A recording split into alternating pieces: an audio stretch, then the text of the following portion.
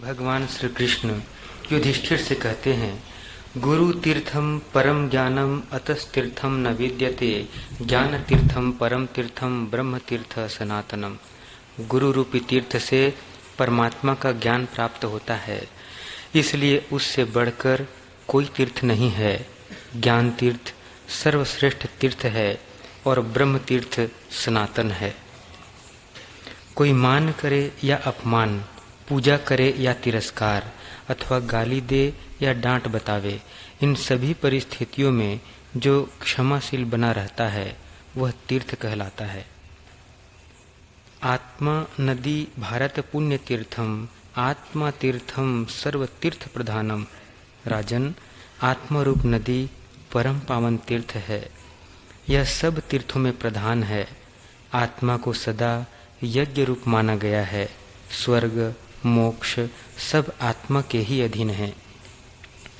जो सदाचार के पालन से अत्यंत निर्मल हो गया है, सत्य और क्षमा के द्वारा जिसमें अतुलनीय शीतलता आ गई है, ऐसे ज्ञान रूपी जल में निरंतर स्नान करने वाले पुरुष को केवल पानी से भरे हुए तीर्थ की क्या आवश्यकता। युधिष्ठिर ने कहा, देवश्रेष्ठ भगवन, मैं आपका भक्त हूँ। अब मुझे कोई ऐसा प्रायश्चित बतलाइए जो करने में सरल और समस्त पापों का नाश करने वाला हो।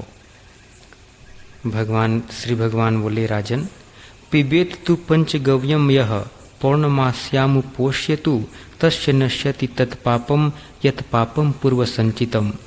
जो पूर्णिमा को उपवास करके उसके पूर्व संचित पाप नष्ट हो जाते हैं। पूर्व संचित पाप नष्ट होते ही आनंद उसी समय आने लगेगा।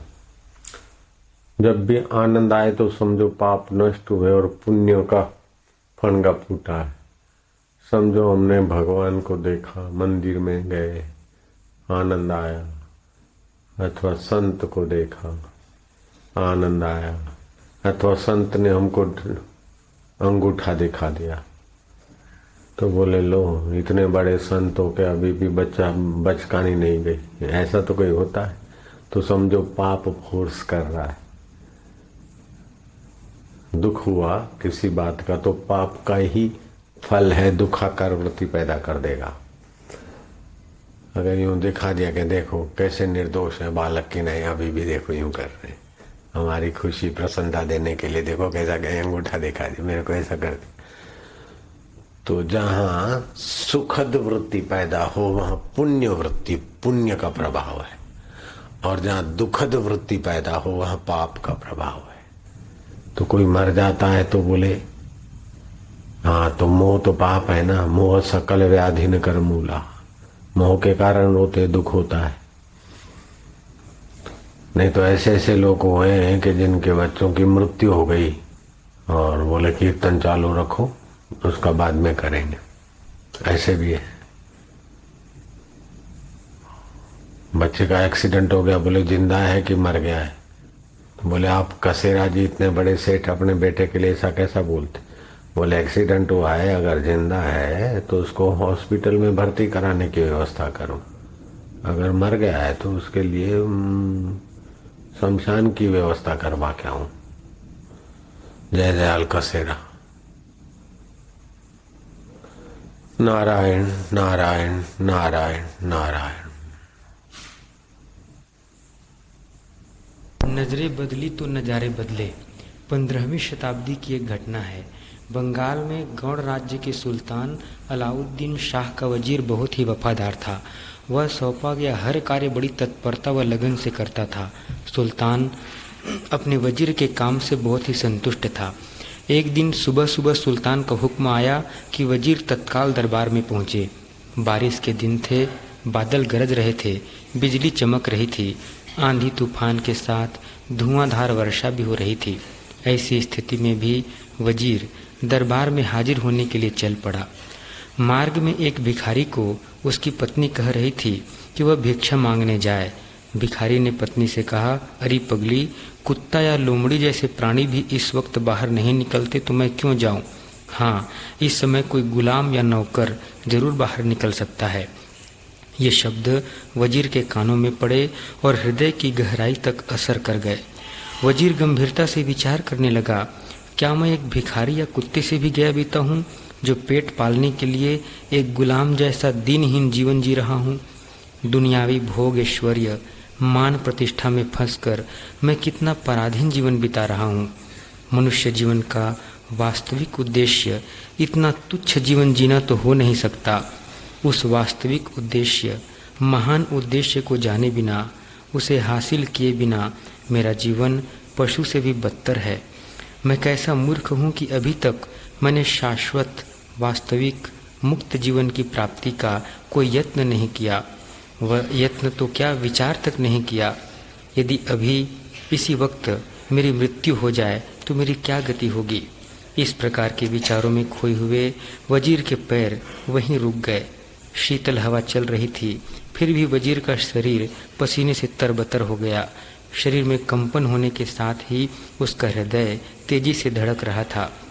जब मनुष्य द्वारा पूर्व जन्म में किए गए धर्माचरण का पुण्य इकट्ठा हो जाता है अथवा उसके इस जन्म में ईमानदारी से निभाए गए कर्तव्य कर्मों, सत्कर्मों से प्रसन्न होकर भगवान अपनी कृपा बरसाते हैं, तब उसके मन में वैराग्य उत्पन्न हो जाता है। जब पुण्य जोर करता है तब वैराग्य उत्पन्न होता है, विवेक आता है। पाप जोर उत्पन्न करता है तो आसक्ति बढ़ती है, राग बढ़ता है, चिंता बढ़ती है, दुख बढ़ता है। पुण्य जोर करता है तो वैराग्य बढ़ता है, अनासक्ति बढ़ती है, सच्चाई बढ़ती है। कोई आदमी अभी तो सुखी है लेकिन बता सकते कि ये दुखी होने वाला है, क्योंकि उसके आचरण से पता चलेगा कि वो दुख का सामान ले रहा है कि सुख का ले रहा है। कोई अभी दुखी है लेकिन बता सकते कि ये सुखी होने वाला है, क्योंकि उसके कर्म भविष्य की खबर देते। उसका चिंतन और उसका कर्म भविष्य की खबर देता है।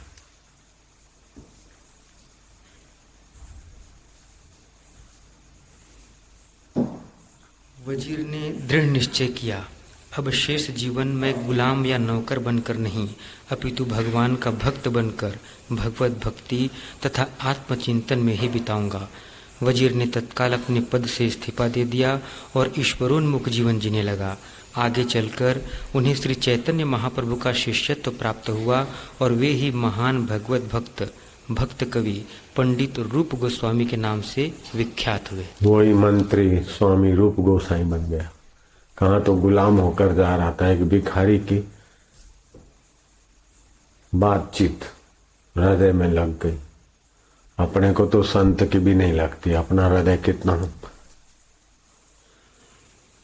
सत्संग प्रूफ है। આપણું હૃદય કેવું સત્સંગ પ્રૂફ છે। પેલો ભિખારીને કહે છે કે જાઓ ભીખ માગવા, તો કે અત્યારે આવી વરસાદમાં તો બકરું બહાર નથી નીકળતું, કૂતરું બહાર નથી નીકળતું, તો હું શેના કરું, હું શું કરવા ભીખ માગવા જાઉં, मैं क्यों भीख मांगने जाऊं अभी। ऐसी बरसात में तो वो जाए जिसको विषय विलास बहुत कुछ चाहिए और कोई गुलाम हो, वही जाए। मैं गुलाम थोड़ी हूँ, मैं तो अपना भिक्षा मांगने का धंधा भी अपना ही करता हूँ, गुलाम थोड़ी हूँ। गुलाम जाए मालिक के बुलाने से। अच्छा, गुरु ने बुलाया तो शिष्य आता है तो गुलाम नहीं होता है। शिष्य जब आता है तो उसको श्रद्धा और तपस्या होती है। जैसे हमको कोई गुरु का संकेत होता था और हम कठिनाई में भी चल देते तो वो गुलामी नहीं होती थी, वो तो स्वयं स्वीकार किया हुआ सेवा का महत्व होता है। लेकिन दुनवी चीजें मिले और मेरा प्रमोशन हो, मेरे को नौकरी चली न जाए, तो इस भावना से जो काम करते हैं वो गुलाम है। जो संसार को पाने के लिए तत्पर हैं वो गुलाम हो जाते हैं। जो ईश्वर को पाने के लिए कुछ भी तत्पर करे वो उनको तो तपस्या हो जाती।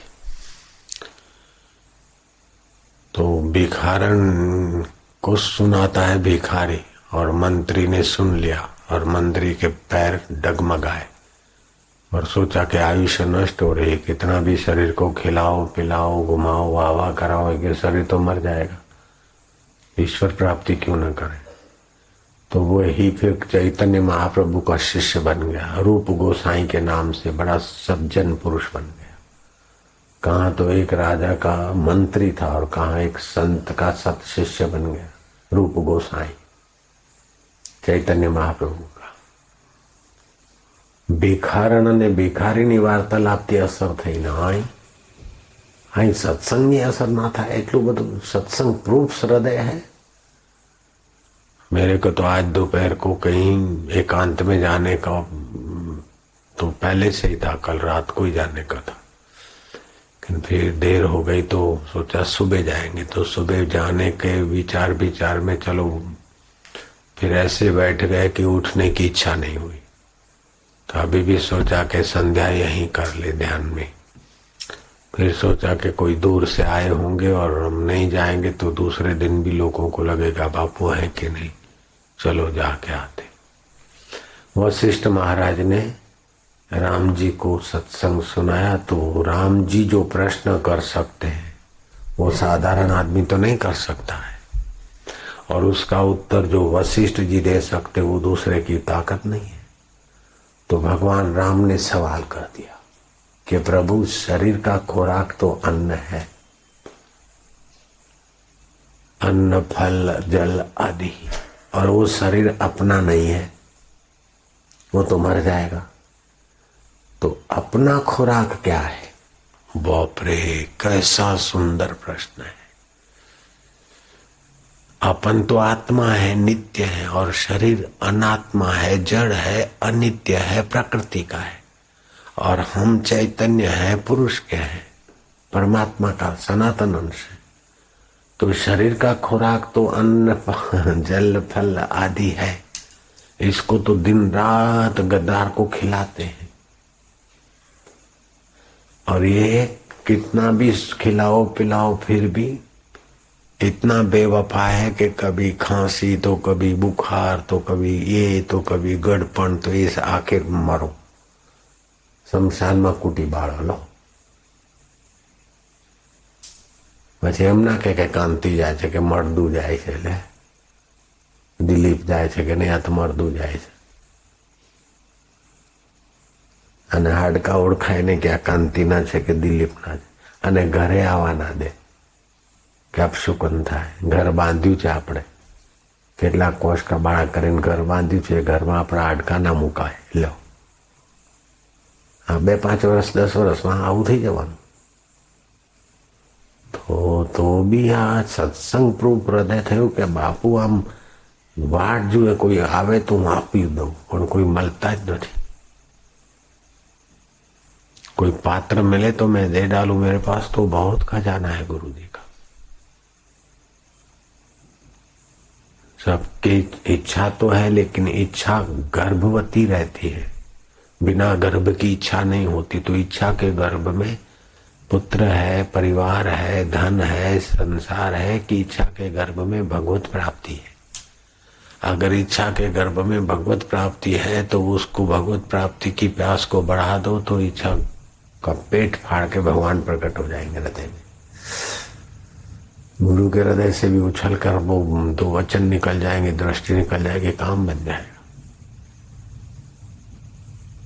मेरे गुरुदेव के पास बहुत लोग आते थे, तो वो तो देना चाहते थे, लेकिन जिसके हृदय में तीव्र इच्छा होती उसी के लिए गुरु जी का विशेष कृपा उभरती है। तो आचरण भी देखते कि कितना तीव्र इच्छा है, कितना समर्पण है, कितना श्रद्धालु है, कितना गुरु को पटाने वाला हो, तो गुरु जान जाते हैं।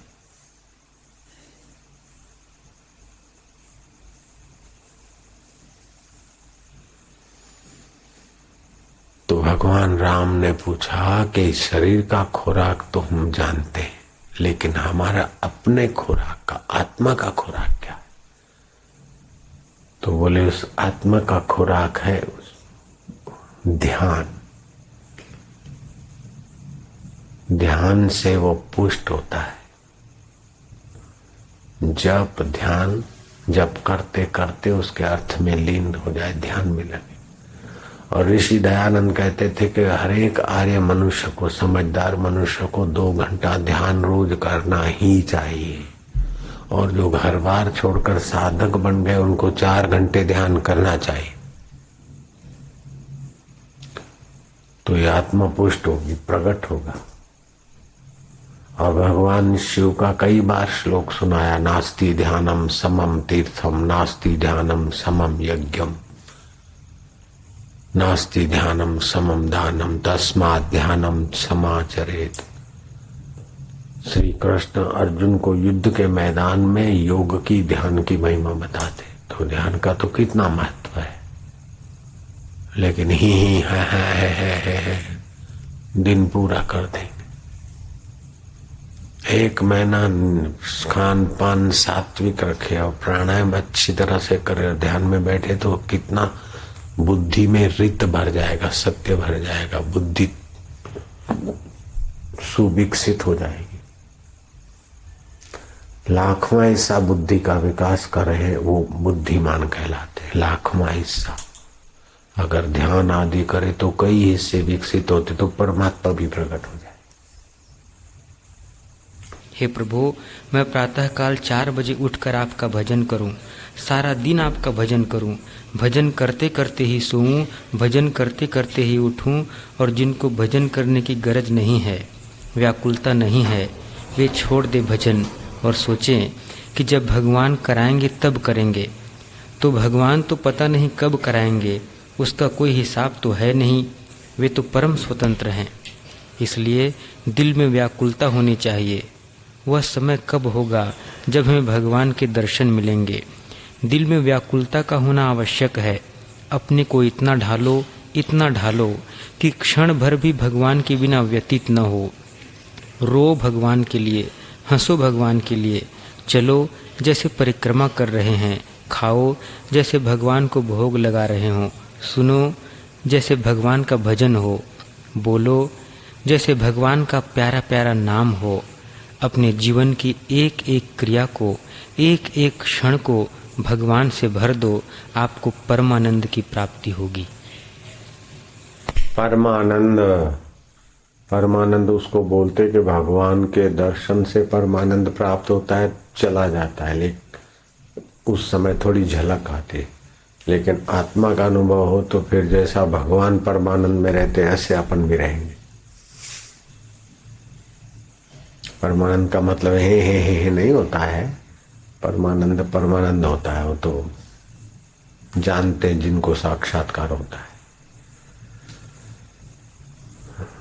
नए को परमानंद की जरा मजा ज्यादा आ जाएगी, पुराना हो जाएगा तो जैसे नया दारू लिया जरा उछल कूद करता है, पुराना बचा लेता है, ऐसा परमानंद, परम आनंद को परमानंद बोलते। सर्वोत्तम क्या है? बुढ़ापा नष्ट करने वाली वस्तुओं में दूध और घी सर्वोत्तम है। बल और चेतना उत्पन्न करने वाली वस्तुओं में शुद्ध वायु सबसे अच्छी है। स्नेह प्रीति उत्पन्न करने वाली वस्तुओं में प्रसन्न करना सबसे बढ़कर है। पुष्टि करने वाले कारणों में मन की शांति सर्वश्रेष्ठ है। दुख देने वाले कारणों में लोभ सबसे बड़ा है, और सभी प्रकार के ज्ञानों में आत्मा का ज्ञान सर्वश्रेष्ठ है। देख ले, लोभ सबसे बड़ा खतरनाक। जिसके जीवन में लोभ आ गया सब पाप आ जाएंगे, सब टेंशन तनाव आ जाएंगे, बेईमानी कपट आ जाएगा, फिर वो कुल का भी नाश कर देता है।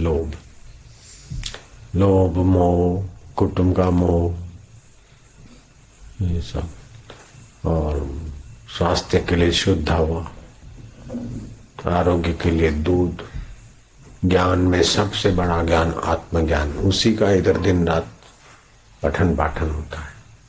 दुनिया के सभी ज्ञान छोटे हो जाते, आत्मज्ञान इतना ऊंचा है। नारायण नारायण नारायण। स्वास्थ्य की कुंजी प्रातः भ्रमण। संसार के सर्वश्रेष्ठ बुद्धिमानों, विद्वानों, वैज्ञानिकों एवं हमारे ऋषि मुनियों का यह निश्चित और निर्विवाद सिद्धांत है कि प्रातःकाल की शुद्ध वायु में घूमना स्वास्थ्य के लिए बहुत लाभदायक है। अच्छा, शुद्ध वायु में घूमना और गर्दन पीछे दबोच के लंबे श्वास लेना, गर्दन आगे दबोच के 20 लंबे श्वास लेना, ये तो और भी अच्छा है। मिला दे।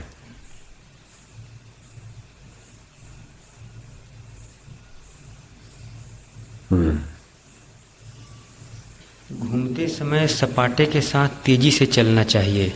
प्रातः सैर करने से आयु, बल, बुद्धि बढ़ते हैं। कब्ज और मंदाग्नि के रोगियों सभी के लिए स्वास्थ्यप्रद, बलप्रद, सात्विकतावर्धक यह प्रयोग आपके लिए तो विशेष लाभप्रद है। प्रातःकाल भ्रमण हमारे ऋषि मुनियों के काल से चली आ रही परंपरा है। अपने पूज्य बापू जी भी नित्य प्रातः एवं सायं भ्रमण करते हैं। हम सभी को उनसे प्रेरणा लेकर इस निःशुल्क स्वास्थ्य की कुंजी का लाभ अवश्य उठाना चाहिए। शहरों में रहने वालों के लिए शुद्ध हवा प्राप्त करने का प्रातः भ्रमण ही तो एकमात्र साधन है। बाद में तो हवा में प्रदूषण बढ़ता जाता है। वैसे दिन के अन्य समय में किसी दिशा की हवा लाभदायक तो किसी दिशा की हवा हानिकारक मानी गई है, परंतु प्रातः ब्रह्म मुहूर्त में सभी दिशाओं की हवा निर्दोष एवं लाभप्रद ही होती है।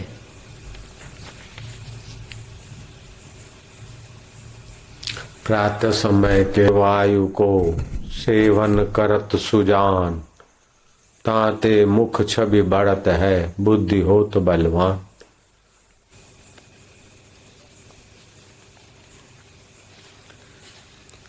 पंचदशी में एक दृष्टांत है। एक राजा गुरु के पास ज्ञान प्राप्त करने गया। गुरु जी ने पूछा, तुम्हारी आसक्ति कहाँ है? राजा बोला, रानी में है। गुरु जी ने कहा, तुम रानी का ध्यान करो। जब राजा रानी का ध्यान करने लगा तब गुरु जी ने पूछा, रानी क्या है? राजा ने रानी के रूप, श्रृंगार आदि का वर्णन किया। गुरु ने कहा, यह तो पंचभूत है, इसे छोड़ो। उसमें जो जीवन तत्व है वह रानी है। राजा बोला, हाँ, प्राण रानी है। गुरु जी ने कहा, प्राण तो वायु है, उसमें जो प्रेम है वह रानी है। राजा बोला, ठीक है, उसमें जो प्रेम भरा मन है वह रानी है।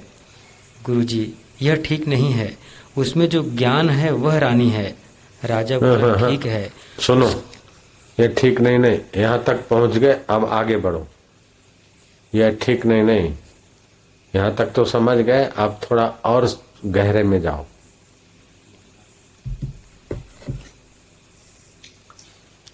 और गहरे ज्ञान में चलो, और सार में चलो, और सार के तरफ चलो, गहरे में चलो।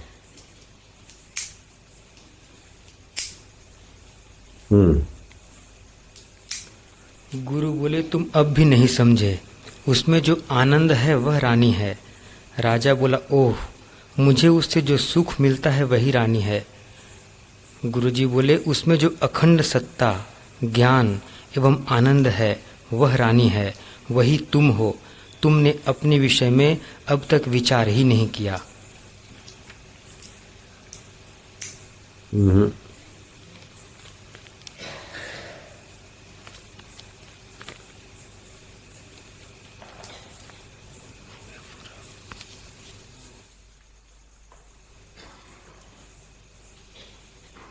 उसमें जो सुख है, अखंड तत्व है,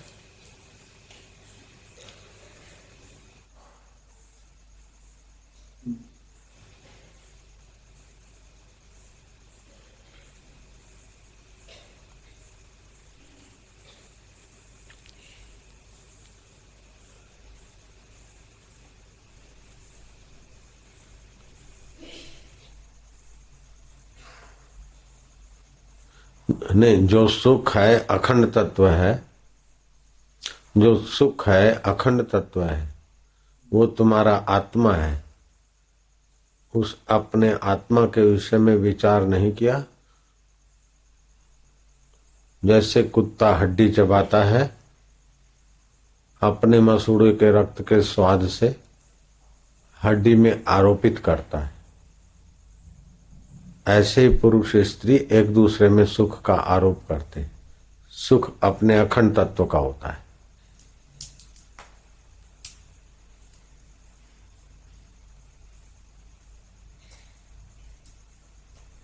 सुख अपने चैतन्य अखंड तत्व का होता है।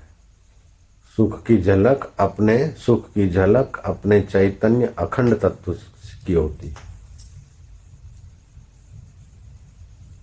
अज्ञानतावश बाहर आरोपित करके जीव फंस जाते हैं।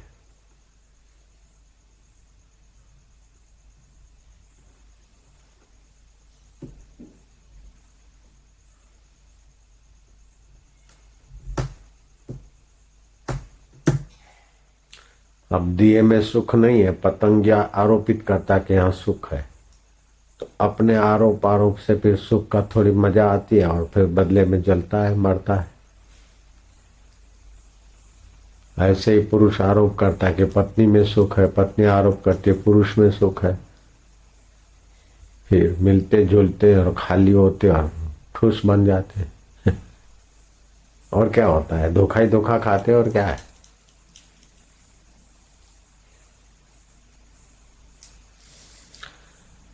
नारायण नारायण। और पतंगिया भी बार बार, एक बार धोखा खाया, जला, फिर मूर्छित हो गया, जरा होश में आया, फिर वही करता है, फिर वही करता है, जब तक मरता नहीं तब तक वही करता है। ऐसे ही लोग भी जब तक शमशान नहीं जाते तब तक धोखे का ही मजा ले लेके जल्दी मुर्दे बन जाते, जल्दी बूढ़े बन जाते, बीमार बन जाते।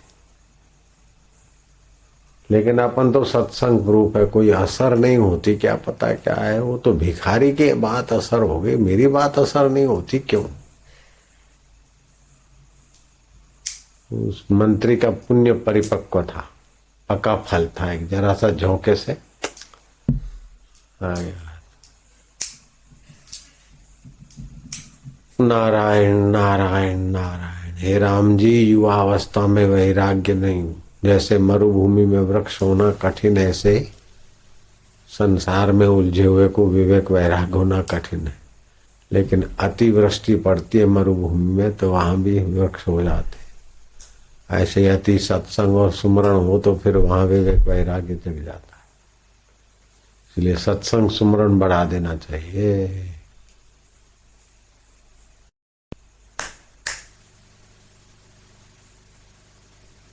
स्वातंत्र्य का मार्ग। इंद्रियों पर और मन पर विजय पाने की चेष्टा करो। अपनी कमजोरियों से सावधान रहो। धीरज के साथ परमात्मा पर भरोसा रखकर इंद्रियों को विषयों की ओर जाने से रोको। मन को प्रभु चिंतन या सत चिंतन के कार्य में रोककर उसे कुविषयों के चिंतन से हटाओ। जब आपके शरीर, मन और वाणी तीनों शुद्ध होकर शक्ति के भंडार बन जाएंगे, तभी आप वास्तव में स्वतंत्र होकर महाशक्ति की सच्ची उपासना कर सकोगे। याद रखो, जिस पवित्रात्मा पुरुष के शरीर, इंद्रियां और मन अपने वश में है और शुद्ध हो चुके हैं, वही स्वतंत्र है। हाँ, वही स्वतंत्र है, वही ज्ञानी है। कोई ऐसे बस पढ़ लिया थोड़ा और अपने को ज्ञानी मान लेते, ऐसा नहीं होता। हाँ, ठान ले कि ये नहीं खाना है तो नहीं खाना, ये नहीं करना है। मन जैसे स्टीयरिंग और ब्रेक पर कंट्रोल है, वही वास्तव में ड्राइवर है। ऐसे ही मन पे, बुद्धि पर अपना नियंत्रण है, तो वही वास्तव में स्वतंत्र है। गाड़ी पर नियंत्रण है, फिर वो गाड़ी कहीं भी ले जाए। ऐसे जिसने जीत लिया है मन बुद्धि, वो फिर कहीं भी संसार में, ये वो वशिष्ठ को 100 बेटे थे, फिर भी स्वतंत्र है। और कई कुंवारे हैं, वे भी परतंत्र हैं, देख देख के साले खाली होते, एक दूसरे को देख देख के झड़ते जाते, तो परतंत्र है। विकारों में गिरना परतंत्रता है, विकारों का उपयोग करना स्वतंत्र। जो किसी भी नियम के अधीन न रहकर शरीर का, इंद्रियों का और मन का गुलाम बना हुआ मनमानी करना चाहता है, कर सकता है या करता है, वह तो उच्छृंखल है। उच्छृंखलता से तीनों की शक्तियों का नाश होता है और वह फिर महाशक्ति की उपासना नहीं कर सकता। महाशक्ति की उपासना के बिना मनुष्य का जन्म एवं जीवन व्यर्थ है और पशु से भी गया बीता है। महाशक्ति वह आत्मा परमात्मा है। संयम करेगा तभी महाशक्ति की उपासना होगी, और उपासना करेगा तो महाशक्ति का विकास होगा।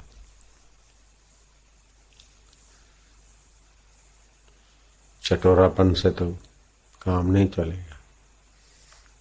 तत्परता करें। लाखवां हिस्सा विकसित हुआ बुद्धि का, अभी कितने हिस्से बाकी? अगर 10-20 हिस्से भी विकसित कर दे तो महान आत्मा बन जाए। नारायण नारायण नारायण।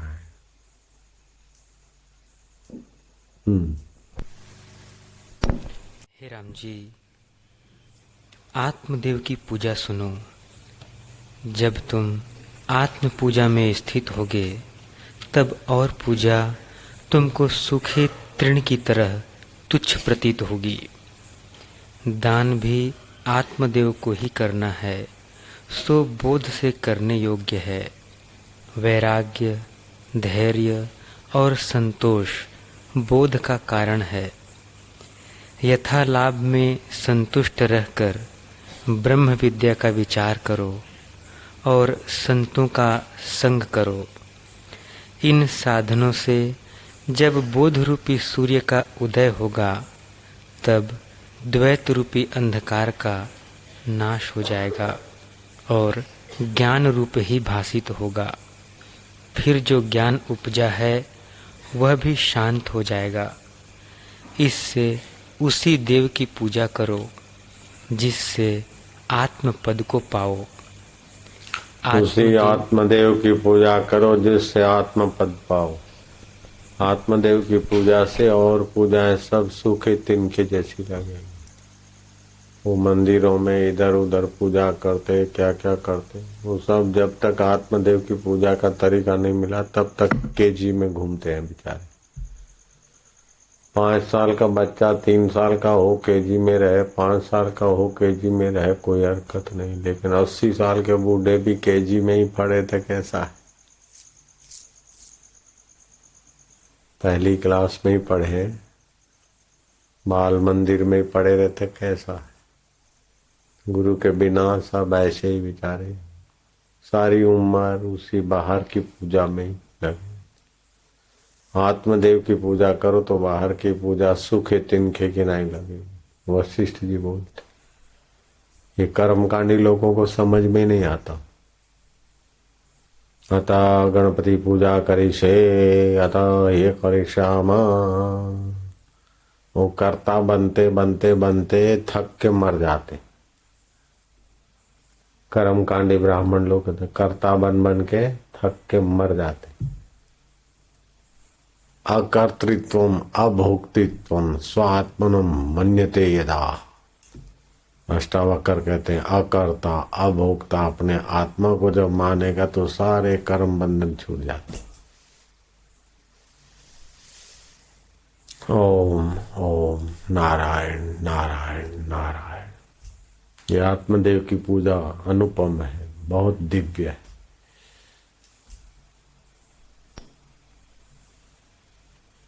संसार के लिए इतनी मजूरी करते, खाली 2 घंटे रोज ध्यान करे तब भी संसार तो पीछे पीछे आप। ये आत्मदेव की ऐसी पूजा है दिव्य। ओम ओम ओम।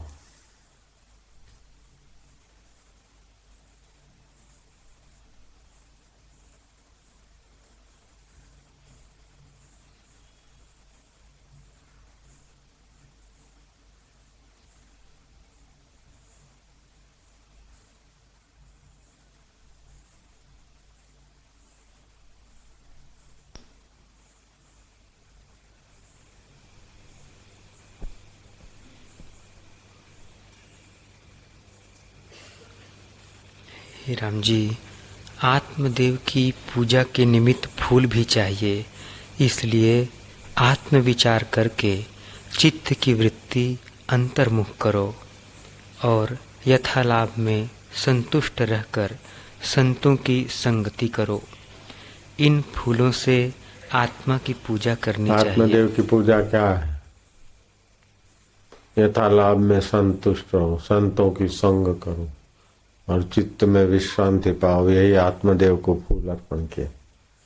बाहर के फूल तो कुमला भी जाए, कभी मिले कभी न मिले, ये तो तैयार मौजूद। ऐसी अंतरंग आत्मदेव की पूजा है। ये पूजा जिसको मिल गई उसके लिए बाहर के कर्म कांड सब सूखे तिनके किनाई हो जाते।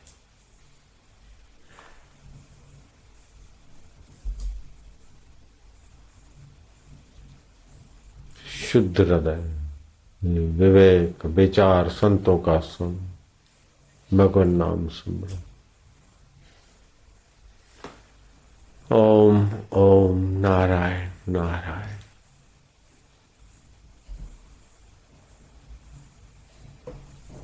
आज आनंद आ रहा है सबको, है? हाँ, ये आत्मदेव की पूजा देख ले।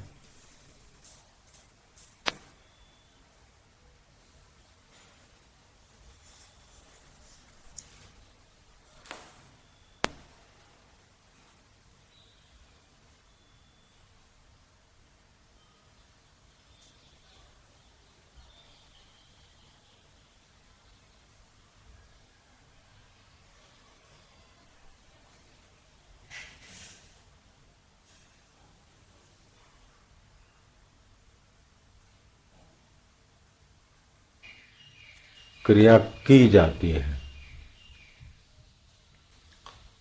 कमाना, खाना, लेना देना, कुछ पाने के लिए कर्म किए जाते हैं।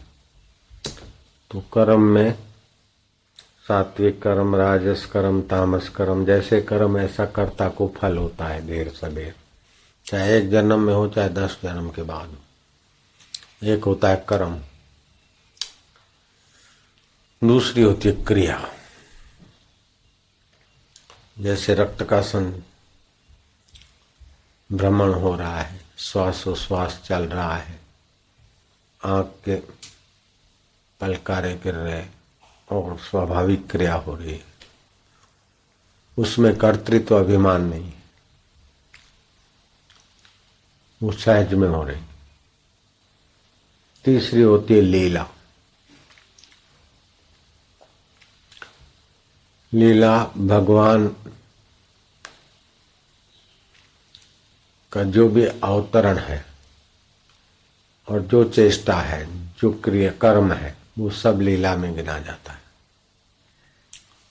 लीला होती है सतता को, चेतनता को, आनंदता को प्रकट करने के लिए। रामावतार, राम राज्य के बदले राम वनवास हो गए, हाय सीते, हाय लक्ष्मण, ये सब लीला है। उखली से बंध जाना लीला है, गाय चराना लीला है। ये अवतार जो करते वो लीला होती है। एक होते नित्य अवतार, दूसरे होते नैमित्तिक अवतार। ब्रह्म ज्ञान पाकर ब्रह्मलोक में स्थित ब्रह्मवेता महापुरुष कभी कभी सृष्टि की स्थिति देखकर उनको करुणा उपजती है, तो चलो फिर इन विचारों को जरा ठीक ऊंचे रास्ते लगा। अथवा तो बहुत कुछ विकृतियां बढ़ जाती है, बहुतों हृदयों की पुकार होती है और पृथ्वी गौ का रूप ले जाकर भगवान को प्रार्थना करते, तो जो आते भगवान होता है नैमित्तिक अवतार। कंस का निमित्त लेकर कृष्ण आए, रावण का निमित्त लेकर राम आए, प्रहलाद का निमित्त लेकर नरसिंह आए, बलि का निमित्त लेकर वामन प्रगटे। वो नैमित्तिक अवतार होता है। तो जिस ब्रह्म परमात्मा में भगवान अकर्ता अभोक्ता है, उसी ब्रह्म परमात्मा में ज्ञानी महापुरुष भी होते हैं। वो ज्ञानी भी 2 प्रकार के होते हैं, एक तो जीवन मुक्त होकर ब्रह्म में विलय हो, दूसरे ब्रह्म चिंतन करते करते ब्रह्मलोक तक की यात्रा में, फिर ब्रह्मा जी जब मुक्त होंगे तब, तो वो ब्रह्मलोक निवासी जो ब्रह्मवेता महापुरुष है, वो दया करके जब आते हैं तो वो होता है कारक पुरुष अवतार। तो उनके द्वारा भी प्रकृति में कभी आश्चर्य हो जाए, चमत्कार हो जाए, ऐसी लीलाएं होती। चमत्कार तो कई तरीकों से होता है। योग सिद्ध महापुरुष भी चमत्कार करते हैं, तपस्वी भी चमत्कार करते हैं, धूतारे भी चमत्कार दिखा देते हैं, धूर्त लोग, वो अलग बात है। भगवान की भक्ति के तो भगवान की कृपा से भी चमत्कार होता है। नामदेव ने आंसू बहाए कि मेरी दी सिद्धियों का पानी तुमको कैसे पिलाऊंगा, तुम्ही को तो प्यास लगी है, माजा विठ्ठला माजा पांडुरंगा। तो भाव में आए तो 2 आंसू कुएं में गिर और कुआं भर गया और नामदेव ने चुल्लू भर के भगवान को भोग लगाया। ज्ञानेश्वर योग बल से कुएं में गए और पानी ले आके बोले लो ठाकुर जी को पिलाओ। तो बोले तुम्हारी सिद्धि के बल का मैं मेरे ठाकुर जी को क्यों पिलाऊं, मेरे ठाकुर जी क्या समर्थ नहीं है क्या, माजा विठ्ठला तुमको सिद्धि के बल का पानी क्यों पिलाऊं, तुम सब कुछ करने में समर्थ है। ऐसे भाव में आ गए तो भक्त की भावना से चमत्कार होता है। भावना शुद्ध हो, तीव्र हो तो चमत्कार का मतलब है कार्य कारण नियम से भी पर कुछ घटना घट जाए। अनुकारण आज है, अनुकारण आज है, अनुकारण आज।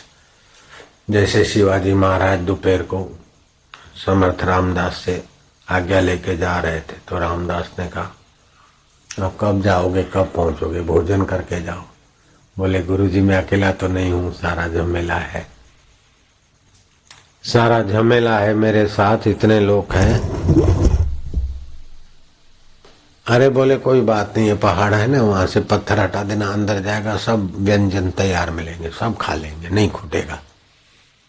खाते गए खाते गए खाते गए, आश्चर्य हुआ।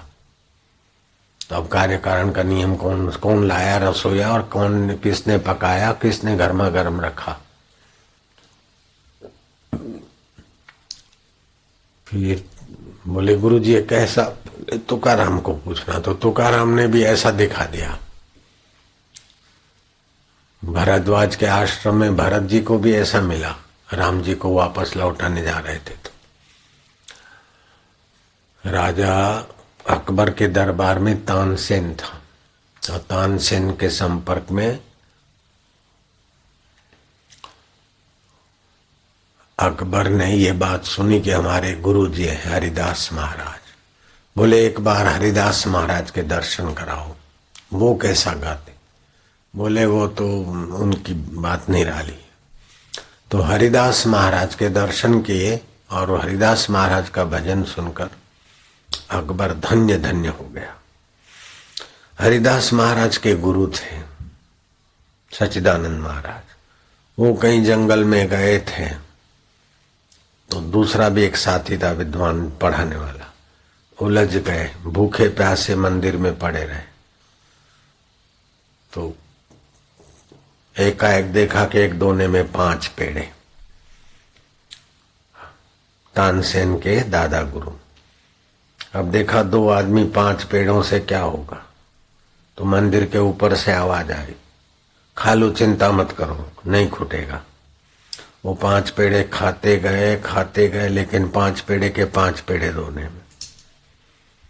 फिर वाराणसी गए और वहां छात्रों में बांटे, फिर भी 5 पेड़े दोने में, 5 के 5 देते जाओ, फिर 5 होते जाए। जितना बांटना था बांट बांट के थके, आखिर थके तो माफी मांग के गंगा जी में प्रवाहित कर दिया। तो ऐसी जो कार्य कारण को लात मार दे, ऐसी जो व्यवस्था है, जैसे नामदेव गोदावरी में गए और मुट्ठी भर के ले आए, बोलो तुम्हारा कौन सा पारस है, जिस पत्थर को लोहा लगाओ तो सोना बन जाए। तो इसको चमत्कार बोलते। तो ईश्वर की सत्ता से ईश्वर भी करते हैं और कारक पुरुषों के द्वारा भी प्रकृति ऐसी लीला कर देती। ये सब बताने के पीछे भावार्थ है कि मनुष्य में ये सारी योग्यताएं बीज रूप में छुपी है। जैसे सांदीपक के गुरु ने कहा सांदीपनी को कि तुम तो मेरा शिष्य है, इतना इतना विद्वान नहीं है, इतना तीव्र विद्यार्थी नहीं, लेकिन गुरु भक्ति है, तो तुम गुरुकुल चलाओगे अपना, तो तुम तो मेरे शिष्य हो, लेकिन भगवान कृष्ण तुम्हारे शिष्य बनेंगे। तो भगवान को चेले का चेला बनाने की योग्यता भी मनुष्य में भगवान ने दी है। इसलिए मनुष्य अपनी सात्विक योग्यताओं का विकास करे। झूठ, कपट, बेईमानी, विलास और पाश्चात्यकरण से अपने हृदय को मलिन करके फिर पाश्चात्य के लोग तो बहुत बेचारे प्रेत योनि में और योनियों में भटक रहे। तो अपने को विदेशीकरण के प्रभाव से बचाकर अपना आध्यात्मिक जन्म सिद्ध अधिकार जो भारत में जन्मे है, खून में संस्कार है, राम नाम के, भगवान नाम के आदि के, उसका फायदा उठाकर धीरे धीरे अपनी शाश्वत प्रगति करनी चाहिए। धन, दौलत और कुर्सी से शाश्वत संबंध का, प्रगति का कोई संबंध नहीं है। कुर्सी कितनी भी बड़ी मिल जाए लेकिन वो प्रगति नश्वर है। धन कितना भी मिल जाए, स्वास्थ्य कितना भी बढ़िया हो जाए लेकिन प्रगति नश्वर है। शाश्वत प्रगति जीवात्मा अपनी कर सकता है। तो अपने कर्मों को, अपनी क्रिया को भगवत लीला के अनुकूल बना दो। तो जैसे शराबी दूसरे को शराबी बनाना चाहता है, ऐसे भगवत लीला दूसरे को भगवत सुख से संपन्न करना चाहती। तो जे भगवान ने गमे ते मारा थी था है। तो इसलिए सुबह उठकर सवारे उठीने थोड़ी बार भगवान ने प्रार्थना नहीं स्तुति करो। प्रार्थना में और स्तुति में फर्क है, समझ लेना। स्तुति में भगवान की महत्ता है और अपना प्रेम है, और प्रार्थना में अपनी इच्छा है, अपनी लघुता है और भगवान की सामर्थ्यता है। तो स्तुति में, प्रार्थना में फर्क है। ऐसे ही जप में और ध्यान में, जप करने से पांचों शरीर पर अच्छी असर पैदा होती है, 84 नाड़ियों पर। लेकिन जप करते करते उसके अर्थ में ध्यानस्थ हो जाए तो बुद्धि में परमात्मा सत्य भरता है, रितम भरा प्रज्ञा होती है। तो अपनी आध्यात्मिक शक्ति का विकास करना चाहिए। नहीं तो बाकी का कितना भी विकास किया, वो विकास के नाम पर अपने आप का तो विनाश ही है। जो शरीर छोड़ के मरना है उसका कितना नाम हुआ, उसको कितना एयर कंडीशन में रहने को मिला, कितनी गाड़ियां मिली, लेकिन समय का तो विनाश हुआ, अपनी योग्यता का तो विनाश हुआ।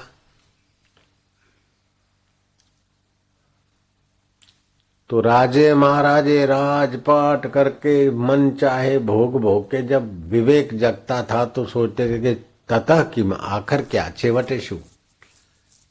जिस शरीर को ऐश आराम कराया, जय जयकार किया, वो तो जला देंगे। समझाए छे? तो जो जल जाएगा उसके पीछे मैं इतने कर्म करूं और कर्म के बंधन में पड़ूं। राजा नृग क्रिकेट हो गए, राजा अजगर हो गए। इब्राहिम लिंकन अमेरिका के प्रेसिडेंट, वहां की मीडिया के आधार पर आपको पता होगा कि प्रेत होके व्हाइट हाउस में कभी कभी दिखाई देते। तो क्या हुआ, सेठ बनकर, नेता बनकर, बड़ा आदमी बनकर भी अगर आध्यात्मिक उन्नति नहीं किया तो अपना विनाश ही तो हुआ। और क्या हुआ? तो भगवान कहते हैं आत्मैव आत्मनो बंधु। मनुष्य अपने आप का बंधु है। आत्मे रिपुरात्मना, अपने आप का शत्रु भी है। अगर अपने को खुराक खिलाता है तो अपना बंधु है, और अपने को खुराक नहीं खिलाता है तो अपने आप का शत्रु है। तो यह सवाल भगवान राम जी जैसे महाप्रज्ञा के धनी पूछ सकते, दूसरे की तो बुद्धि नहीं। रामचंद्र जी ने पूछा वशिष्ठ जी को कि गुरुवर, मुनि शार्दुल, शरीर का आहार तो हम जानते हैं, करते कराते हैं शरीर को आहार, लेकिन ये शरीर का आहार ये अपना आहार नहीं है। शरीर का तो अन्न, फल, दूध, मक्खन आदि जो भी शरीर के भोजन को तो हम जानते हैं। जो हम नहीं थे पहले और बाद में नहीं रहेंगे, इसका तो आहार जानते, इसको तो कराते हैं। लेकिन हमारा खुराक क्या है गुरुदेव? कितनी ऊंची बुद्धि है, ऊंचा प्रश्न है। जो आप छोड़ जाएंगे वो आप नहीं है, ये पक्का कर लो, इससे बहुत लाभ होगा। जिसको छोड़ जाओगे ना, ये पूनम मोहन ये वो जो भी नाम रखे सर, इसको आप छोड़ देंगे तो जो छोड़ देने वाला शरीर है उसको तो आहार कराते, उसका तो घर बनाते, कपड़े पहनाते, उसको तो सुबह से शाम तक उसकी मजूरी में लगे हैं, जिसको जला देना है, दफना देना है। लेकिन हमारे स्व का खुराक क्या है? हम स्व क्या है? बोले स्व हो आत्मा। जैसे मैं दुखी हूं, मैं सुखी हूं, मैं बच्चा हूं, मैं किशोर हूं, मैं कुमार हूं, मैं जुआन हूं, मैं बूढ़ा हूं, तो हूं तो वही का वही, और बाकी की अवस्था बदल गई। तो जो हूं जिस सत्ता से होता है वो आत्मा है। तुम अपने चैतन्य आत्मा है, जिसकी सत्ता से हाथ उठता है, हाथ जड़ है, चैतन्य तुम हो। मन के विचारों को जानने वाले तुम हो। तो उस आत्मदेव की उपासना करो, उस आत्मदेव की पूजा से और पूजाएं और उपासनाएं और उपलब्धि सूखे तिनखे जैसी तुमको लगेगी। उस आत्मदेव का जो रस आएगा, जो वैभव आएगा, जो सामर्थ्य आएगा, वो तुम्हारे इस दुनिया के वैभव, सामर्थ्य और रस उसके आगे सूखे तिनखे जैसे लगे। कहां नाली का पानी और कहां गंगा जल। इस प्रकार उस आत्मदेव की उपासना करो, आत्मदेव की पूजा करो। उस पूजा के लिए फल भी चाहिए, फूल भी चाहिए, धूप भी चाहिए, दीप भी चाहिए। तो राग और द्वेष में अपने को न खपाकर, राग प्रेरित कर्म, द्वेष प्रेरित कर्म नहीं, समता से जो कर्म करते वह उस देव की पूजा है। और वो देव ध्यान से प्रसन्न होता है। भगवान नाम जप करते उसके अर्थ में फिर ध्यान में उस देव की उपासना होती, उस देव का भोजन है ध्यान। भगवान शिव ने कहा है, पार्वती नास्ति ध्यानम समम तीर्थम। ध्यान के समान कोई तीर्थ नहीं। नास्ति ध्यानम समम यज्ञम, नास्ति ध्यानम समम दानम, तस्मात् ध्यानम समाचरेत्। श्री कृष्ण ने गीता में 64 बार योग शब्द का उच्चारण किया। ऋषि दयानंद कहते हैं कि आर्य को, समझदार मनुष्य को 2 घंटे रोज उस परमात्मा ध्यान में गुजारने चाहिए। 22 घंटे शरीर की चाकरी में लगते हैं, सोना भी तो इसकी चाकरी है, तो 2 घंटे कम से कम अपने लिए तो रखो। गाड़ी के लिए ड्राइवर 24 घंटे रखे तो मूर्ख है, अपने लिए भी तो रखे। तो ये अपने आत्म परमात्मा के चिंतन में सत्कर्म करेंगे, विवेक जगेगा, वैराग्य जगेगा, तब नश्वर प्रवृत्ति से समय बचाकर शाश्वत परमात्मा के ध्यान में लगेंगे। ध्यान अवस्थित गतेन मनसा पश्यन्ति यम योगिना यशांतम विदुसुरासुरगणा देवाय तस्मै नमो नमः। उस परमात्मा देव को ध्यान से संतुष्ट करो, अर्थात अपने आप को तृप्त करो।